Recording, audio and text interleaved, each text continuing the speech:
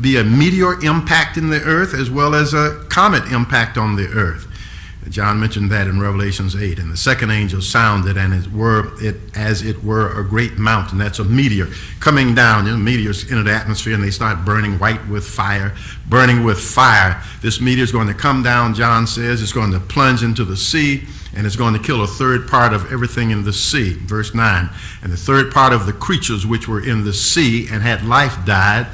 And it must have been a tsunami wave beyond all others. A third part of all the ships that were in the sea perished and were sunk. And so John's description was a great meteor coming through the atmosphere, being burnt by the atmosphere, but survives it, plunges into the sea, kills a third of all marine life, and a third of the ships were sank because of that, no doubt, in a tsunami wave. And then in verse 10 it says, and then a third angel sounded, and this is not a great mountain, but a great star. Comets used to be called wandering stars.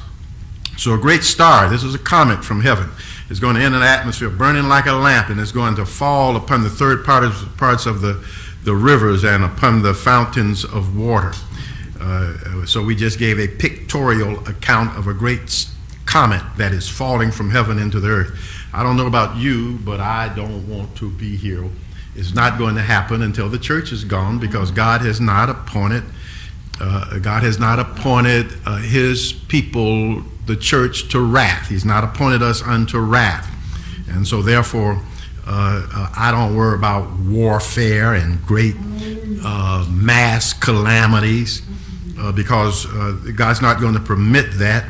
Before he would allow it to happen to Noah and his family, he sequestered them in an ark. And before he had allowed it on Sodom and Gomorrah, he got Lot and his daughters and family out of Sodom. And before this is allowed to happen, the church is going to be raptured. Another thing that John talks about, I think I'm going to put that in the presentation, is that there's going to be searing heat that's going to occur in that day. Men are going to be heated, and it's going to be so hot that instead of praying to God to stop it, they're going to curse God, John says. And what that refers to is a depletion of the ozone layer, where the atmosphere gets thin and ultraviolet rays come into the earth and just burn men.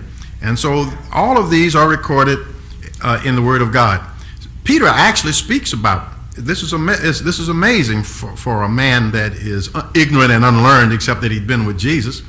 He speaks about the actual splitting of the atom, or the shaking, the heavens shall be shaken. And of course, the atomic bomb is atomic fission, and the hydrogen bomb is atomic fusion. And so Peter saw this splitting of the atom and described it, where he said, but the day of the Lord shall come as a thief in the night, which the heavens shall pass away with a great noise. The elements shall melt. How do you know about the periodic table and the elements? The elements shall melt with fervent heat. We see that exemplified by a nuclear explosion.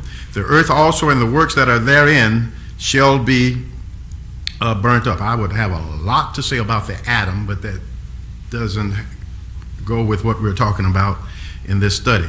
So the Bible gives detailed information concerning God's purpose in the founding of the United States. There's a reason why the United States came into existence. It came into existence because it was ordained by God to be the protector of Israel. That is the only reason for its existence. If it fails to recognize Israel, it goes down. If it recognizes Israel, it goes up. Because if it recognizes Israel, its grocery shelves are full. All the nations that hate Israel, they can't grow crop. They don't have food in their stuff in their houses. But the United States is blessed as long as it fulfills its purpose relative to Israel. And if God called it as a nation to be a protector for Israel, it must be in biblical prophecy, which we are definitely going to be going into, particularly next week. The Bible also reveals the role that the United States is going to play in the last days. When Israel is under attack, we're going to see in the later weeks how it's going to be the U.S. that's going to come, revealed in prophecy. In the Revelations, is going to be Israel that's going to come and save Israel from the Antichrist. We're going to go into a great deal about that. So the Bible also reveals the role of the United States and what it will play in the last days as it protects Israel from the forces of the nations as they come and gather around Israel and the workings of the Antichrist. Particularly next week, we're going into that. But before that, in the book of Daniel, there were two dreams that were dreamed. And I want to talk about those two dreams. They were two prophetic dreams, and we must distinguish between the two before we can go into any discussion about the United States. So let's take a look at the two prophetic dreams that were dreamed and revealed in the book of Daniel. But first, let us consider the history of the world as revealed to Daniel concerning the last four empires to come and revealed in the first dream, which was a dream that was dreamed by King Nebuchadnezzar. This dream concerns the kingdoms that were going to arise when the Gentile powers came into existence, which would begin with the Babylonian Empire. So the first dream has to do with the empires that would come into the world and last until the Messiah comes. We're going to talk about that dream. It was a dream that Nebuchadnezzar dreamed. And then after that, we're going to talk about the dream that Daniel dreamed. And that dream is going to talk about the four specific nations that must exist in the last days. And to think that he would mention those four nations more than 2,700 years ago, and one of those four nations is the United States. So let's take a look at King Nebuchadnezzar's alarming dream to see what it entails. And so there's going to be a little bit of reading here, and I'll give some more descriptive conversation as we go through these verses. It said, in the second year of the reign of Nebuchadnezzar, Nebuchadnezzar had a dream. He dreamed dreams wherewith his spirit troubled him, and his sleep, they were nightmares. They constantly woke him up, and he couldn't remember the dreams. And finally, none of his interpreters could interpret the dreams. And someone told him about a man named Daniel, and said Daniel could interpret the king's dreams. And so Nebuchadnezzar sends for Daniel. Daniel comes, and he begins the interpretation of the dream. And this is what he had to say, Daniel did, in the interpretation. He said, "Thou, O king, in your dream you saw a great image." God is showing you the history of the world from your kingdom till the end time. And so you saw a great image. The great image, whose brightness was excellent, stood before you in the dream, and it terrified you. The form thereof was terrible. And here's the description of the dream, Daniel said, that you dreamed, Nebuchadnezzar. The image's head on the image that you saw, or the statue that you saw, the image's head was fine gold. Next, after the head and the neck, comes the arms and the breast. And so Daniel said, and then when the image got to the arms and the breast, the head was gold, and the arms and the breast was silver. And then it got to the belly and the thighs, and the bellies and the thighs were brass. And then it gets to the legs, and the legs of the image is iron. And then when it got to the feet is part iron and part clay. That's your dream, Nebuchadnezzar. And then Daniel continued, and in your dream, that statue stood there, and it was there until verse 34 said, you saw a stone that was cut out without hands, and it smote that image upon his feet that were of iron and clay, and break the image in pieces. Then after that, Daniel tells him the iron, the clay, the brass, the silver, and the gold broken to pieces together, and they became like the shaft of the winter's threshing floor. They became like the shaft of wheat. It was broken down. They were broken down so minutely small that the wind just blew on them and blew them away, and no place was found for them. So all of these kingdoms were destroyed by a stone hewed out of the mountain. The stone smote the image. The stone that smote the image became a great mountain and filled the whole earth, and that represents the millennium reign of Christ for 1,000 years. Verse number 36, Daniel tells Nebuchadnezzar, this is the dream that you dreamed, and we will now tell you the interpretation of the dream. So now Daniel is now telling him the head was gold, the arms and the breast were silver, the belly and the thighs were brass, and the legs were iron, and the toes were part iron of clay. And here's what this means, O king, Daniel tells Nebuchadnezzar. Thou, O king, art a king of kings. For the God of heaven has given thee a kingdom, power, strength, and glory. And wheresoever the children of men dwell, the beasts of the field and the fowls of the air hath he given into your hands, Nebuchadnezzar, and hath made thee the ruler over them all. You are the ruler of the church. You're the ruler of the world right now. That's the head of gold. Thou and the Babylonian Empire is the head of gold. That's the first Gentile world power. And then Daniel says, and this hadn't arrived yet, so this is a future prophecy, and after thee shall arise another kingdom. It's going to be inferior to thee. And then after that second kingdom, there's going to arise a third kingdom. That second kingdom is going to be of silver. That third kingdom is going to be of brass. And that third kingdom shall bear rule over all the earth. And so let's make mention of this, because it was proven historically to be accurate that after the Nebuchadnezzar's kingdom, then the next kingdom that showed up on the scene was the Grecian Empire, and then was the Persian Empire, and then after the Persian Empire, the third kingdom was the Grecian Empire, and then the fourth kingdom was the Roman Empire. And so he says, and after thee, verse 39, shall arise after you, Nebuchadnezzar, Babylon, another kingdom inferior to thee, which is the Persian Empire. Then after that, the Grecian Empire, the third empire made of brass. And after that, the fourth empire shall be as strong as iron, for as much as iron breaketh in pieces and subdueth all things, and as iron that breaketh all these shall it break in pieces and bruise. And then he says, but let's take a look at the feet and the toes. And whereas thou sawest the feet and toes, part of potter's clay and part of iron, that kingdom shall be divided. And you know what? That's exactly what happened when the Roman Empire fractured. It fractured into two parts. There was the eastern part and there was the western part. And Daniel is telling Nebuchadnezzar in prophecy what was going to happen.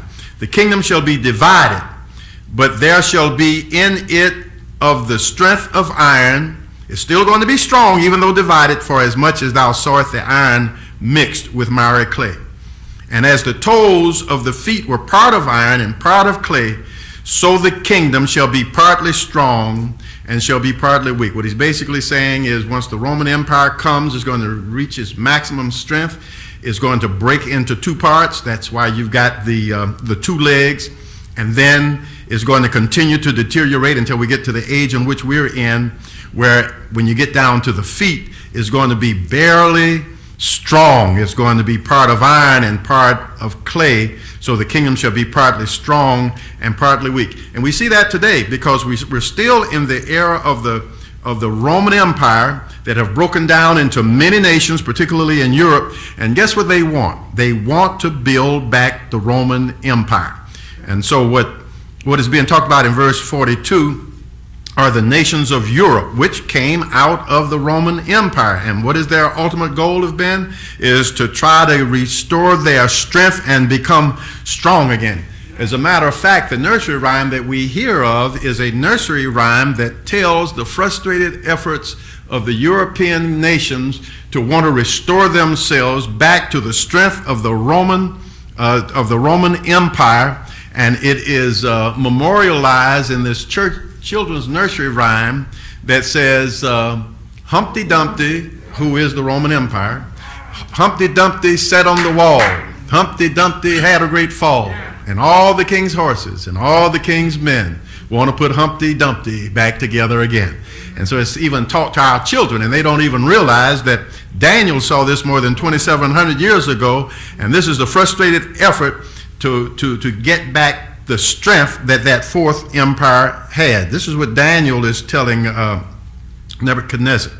He continues and says, and whereas thou saw iron mixed with miry clay, and I don't have time to go into this one in verse 43, that is another subject, but something after the church leaves here is going to happen that is just totally beyond description.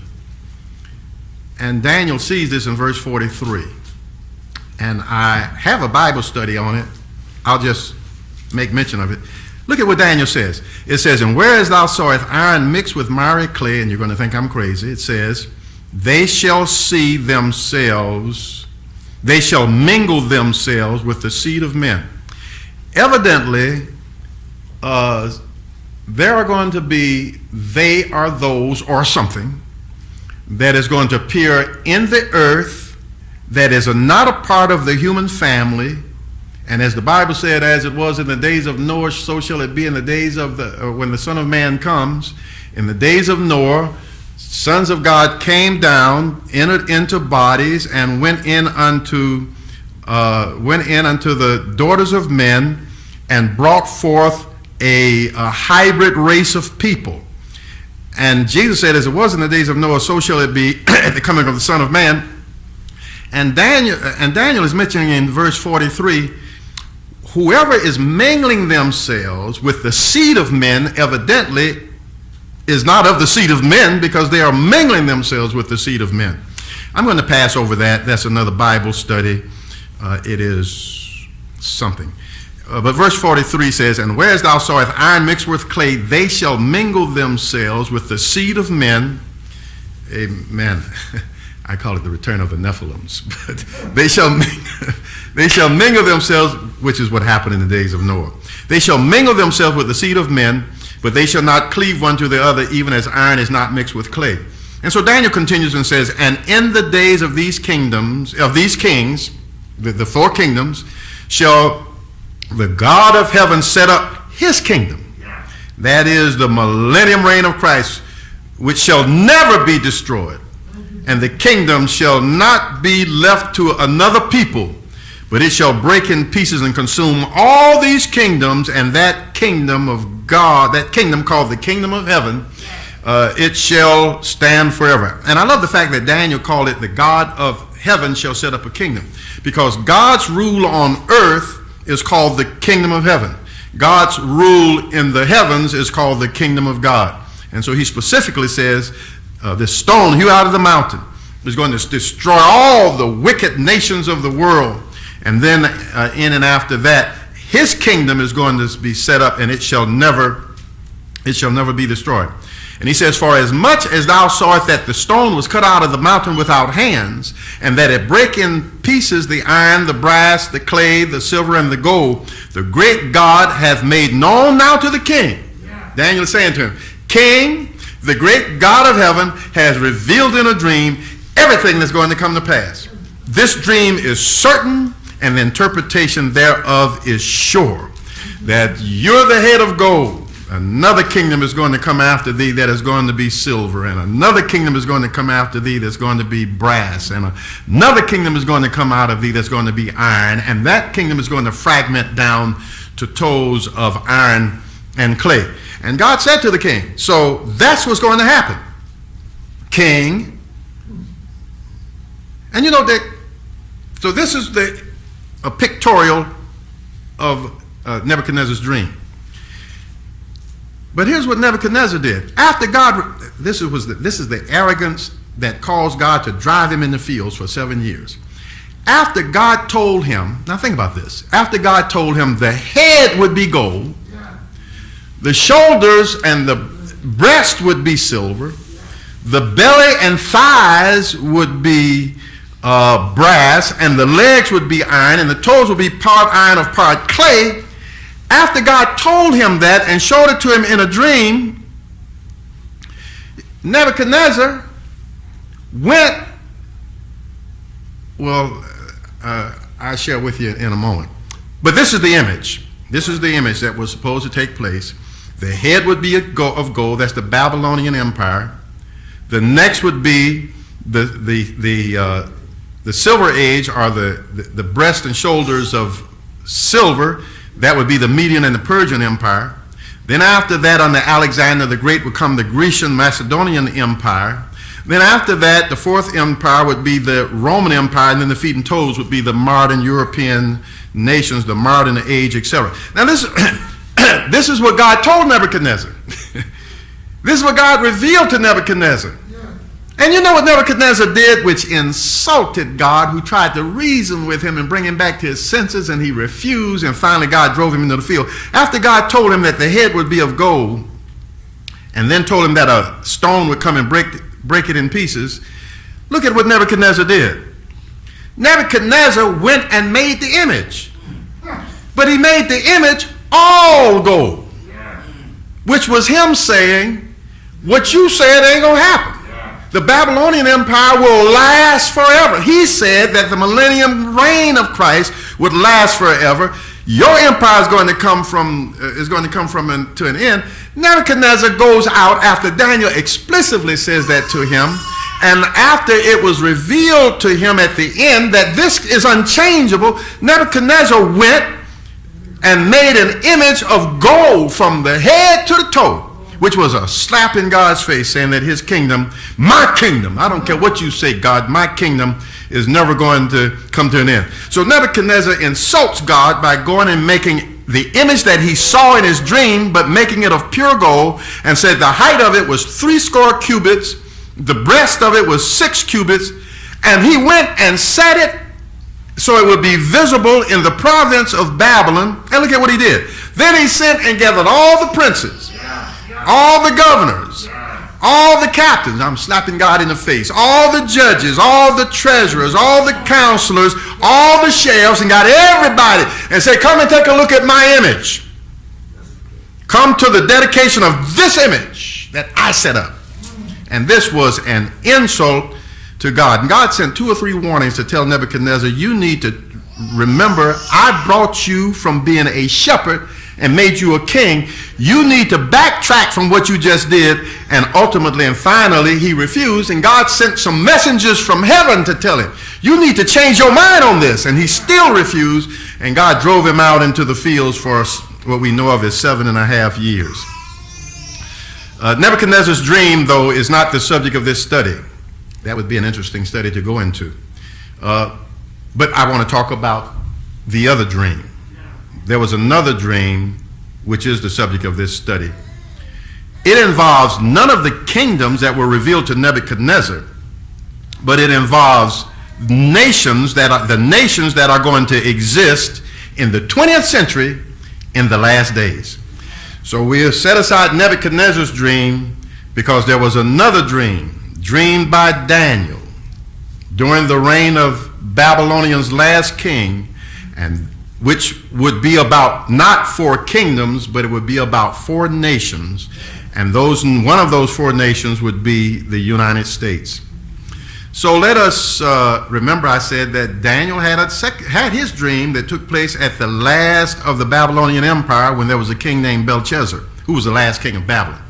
And so Daniel says, in the first year of Belshazzar, king of Babylon, I had a dream, and visions on my head upon the dream, and I wrote down the dream and told the sum of the matter. And here's what the dream said. Daniel wrote down, Daniel said, I saw in my vision by night, and behold, the 4 winds of heaven strove upon the great sea. That represents the great sea being humanity. And 4 great beasts came out from the sea, diverse one from another. Beasts always represent nations. The first, Daniel said, was like a lion that had eagle's wings. So Daniel describes the first one. He says the first one is like a lion, but this one is strange because the lion's got eagle's wings growing out of it. I beheld, and then next thing I know, I see the wings plucked off of the lion, lifted up from the earth, and then set back on the earth. And now no longer is it an eagle, no longer are they wings, but it's a man. So he says this first one is a lion with eagle's wings. The eagle's wings are plucked off of the lion, and then next thing I know, the eagle's wings become a man standing up on his feet, and then a man's heart was given unto the eagle. And then he talks about another beast, the second nation. He says another beast. This one is like a bear. And we're going to pass over the description of it. And then he says there's a third beast that I saw. And this one is like a leopard. We can go into the details of the description, but they're not germane to this particular study. So the first one is like an eagle, and more details is given about this eagle, because this eagle's got this lion, because this lion's got eagle's wings. The wings are plucked off, moved up, set up, and then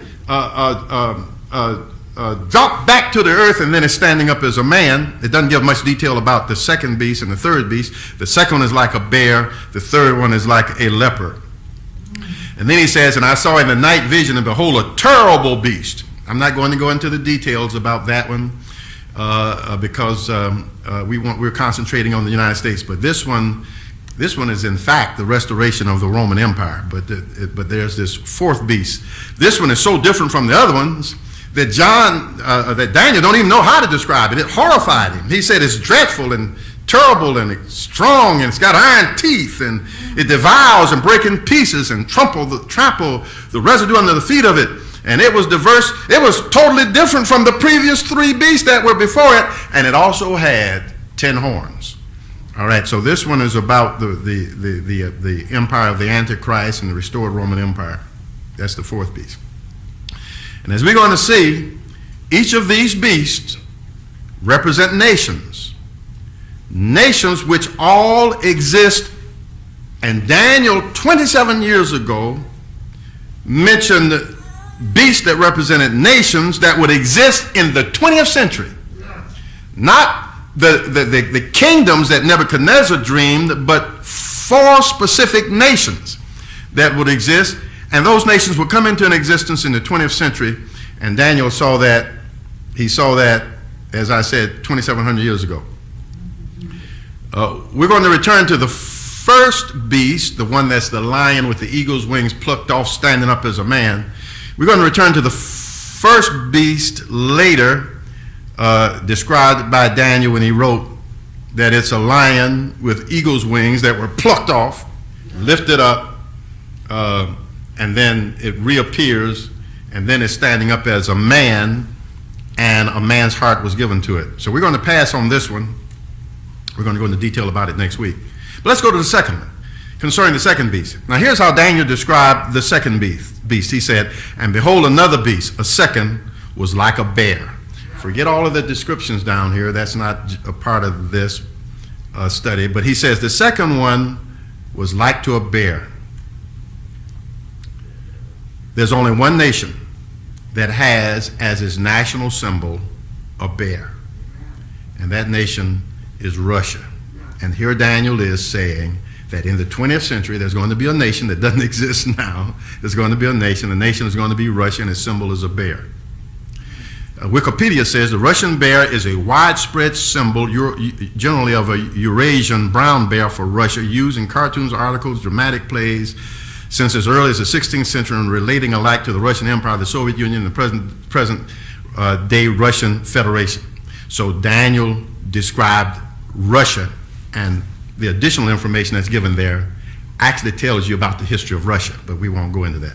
So the second world empire, that means the second nation, 20th century nation that Daniel saw was Russia. And this basically is a pictorial of Russia with the Russian flag. Daniel then describes the third beast. He says, after this I beheld, and lo, another like a leopard. And then it gives the description of this leper, and it talks about the fact that upon the back of it were 4 wings of a fowl.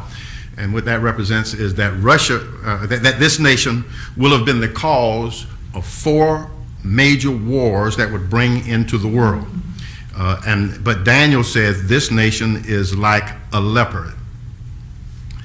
The third beast is Germany. And just think about this. Every major war that involved the entire world was caused by Germany. For example, World War I and World War II. So the third beast is Germany. The leopard is one of the animal symbols for Germany. Officially, Germans used the brown eagle as its national symbol, but increasingly Germany, when it was allowed to begin rearming in the 60s, chose to name its tanks leopard tanks. And so the second beast is Russia, the bear, and the third beast, the leopard, is Germany. Concerning the fourth beast, Daniel didn't even give a description because, in essence, if we were to go into a study of it, the fourth beast is all the other beasts coming together and squeezed together and becoming one confederation. And even describes the language that they would be speaking, and that national language would be English, but we won't go into that. But concerning the fourth beast, there's no animal mentioned because it is awful and beyond description, which is beyond the scope of this study. And our study is to talk about the United States and Israel, because out of the fourth beast will emerge the Antichrist. Daniel says, after this I saw in the night vision, and behold, a fourth beast, dreadful and terrible and strong exceeding, and iron teeth that devours and break into pieces. The reason he couldn't describe it, because it was all the nations together. That's all the nations forming a one world government. So what do you get if you squeeze an eagle with a bear, with a leopard, and with all the other animal represented nations of the world? You end up with something that's terrible. Now let us consider that very first beast that was mentioned, where Daniel said it was a lion. It had eagle's wings growing out of its side. Again, what did it say? He said the first one is a lion. It's got eagle's wings coming out of its side. The wings then all of a sudden were plucked off. That means they were violently taken off, which means that what eagle wants his wings snatched off of it. What lion, in case this lion, the wings were plucked off. Once the wings are plucked off, it's lifted up from the earth, and then it's put back down on the earth, and it's no longer wings or an eagle or a lion, it's a man. And then a man's heart was given to it. It's pictured something like this. Now, we're going to go into detail next week and break down every element of that description, so that you can see that first beast, and the reason that he could describe it is because it only involves two nations. The reason that he couldn't describe that fourth beast is because it involved many nations coming together. But this lion with eagle's wings is two nations coming together, a lion and an eagle. And so when we come back next week, we're going to break that first beast down and go into grand detail about the fact that 2,700 years ago, Daniel reveals that there are going to be four principal nations in the 20th, 21st century, that's going to have political influence, which are Russia, which is Germany, which is Britain, and which is the United States. But since more space is given to the lions with eagle's wings, the United States and Britain are going to play a particular role, particularly as it relates to Israel. And when we get back next week, in part 3, we're going to go back to that verse that talks about that lion with the eagle's wings plucked off violently, lifted up from the earth, set back down on the earth, and now is standing up as a man with a man's heart. How in the world do you get a transformation like that? So we're going to be getting back next week, and we're going to go into that detail so that you'll see that explicitly the United States is going to play a major role in prophecy relative to Israel, relative to the Antichrist, and in fact it's going to be the United States that is going to be used by God to save Israel when Israel is fleeing from the Antichrist. So we'll get back next week, next part of this session with part 3, Britain and the United States. Thank you.